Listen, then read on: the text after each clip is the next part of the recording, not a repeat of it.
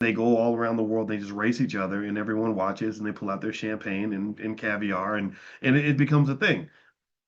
I don't see why they can't have the same thing with track and field, right? Get Sha'Carri Richardson and Sydney McLaughlin, Levroni, and Noah Lyles, and all these people that deserve so much more respect for what they do. They are such good athletes. You have no idea how good you have to be at that level. You have no idea. I think I tweeted at Noah Lyles and I said, I think it's a damn shame that I have more Twitter followers than you because what you do is much harder than what I do. I can do my thing. I'm good at what I do, but man, I have so much respect for what you do, and I just think it's a damn shame. But anyway, so Michael had the right idea. The athletes deserve respect. They deserve more money. He was going to provide that to them. Here's where he made his mistake. So, and I started to see it unravel in real time. So they do their first event, and they go to Jamaica, and for whatever reason, nobody's there. I don't know if it was the marketing or people just weren't interested, but the numbers in terms of people showing up wasn't what they expected. Same thing happened in other cities. They end up canceling one of the cities. As this is happening, you're hearing rumblings about athletes not getting paid, not getting the money that they were promised. And I'm like, well, if the money's available, then why aren't the athletes getting paid? Well, what happened was, remember, I told you the person writing the check has all the power. Whenever you see somebody making power moves, you always want to ask yourself, who's paying for that? Who's funding that? Right?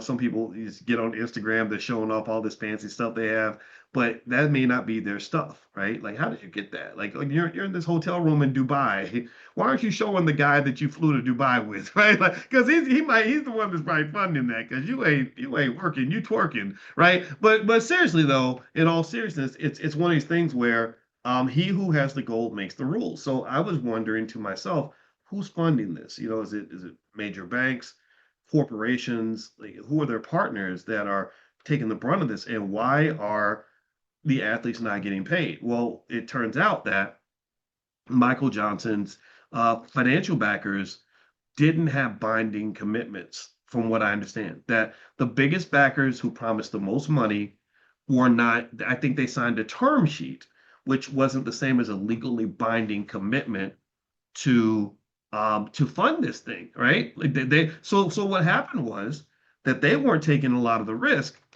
He was taking the risk.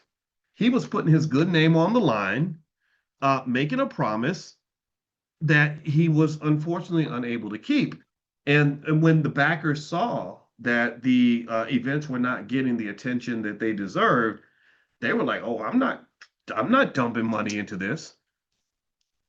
Well, why wouldn't they? I mean, think about this. So you're the billionaire who decided to give $40 million to Michael Johnson's track league.